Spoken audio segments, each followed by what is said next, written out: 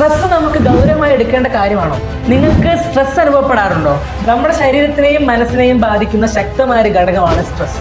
നമ്മളെ ബുദ്ധിമുട്ടിക്കുന്ന പല തരത്തിലുള്ള സ്ട്രെസ് ഉണ്ട്. Work stress, relationship stress, personal ലൈഫിലുള്ള സ്ട്രെസ്സുകൾ. ഇത്തരം ഘടകങ്ങൾ നമ്മളെ ശാരീരികമായും മാനസികമായും തളർത്താൻ കാരണമാകുന്നു. സ്ട്രെസ് നമ്മെ എങ്ങനെയൊക്കെ ബാധിക്കുന്നു എന്ന് നമുക്ക് മനസ്സിലാക്കാം. നമ്മുടെ ശരീരം ഒട്ടേറെ സിസ്റ്റങ്ങളാൽ നിർമ്മിതമാണ്. ഉദാഹരണത്തിന് digestive system, nervous system, respiratory system തുടങ്ങിയവ.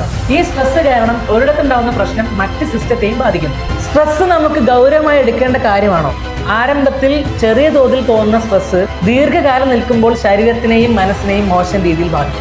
അതിനാൽ സ്ട്രെസ്സിനെ നിയന്ത്രിക്കാൻ മാർഗങ്ങൾ തേടേണ്ടത് അത്യാവശ്യമാണ്.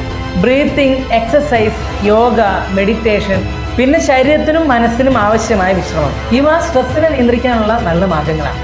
സ്ട്രെസ് അടിച്ചിരിക്കുന്ന നിങ്ങളുടെ കൂട്ടുകാരന് ഈ വീഡിയോ ഷെയർ ചെയ്യും.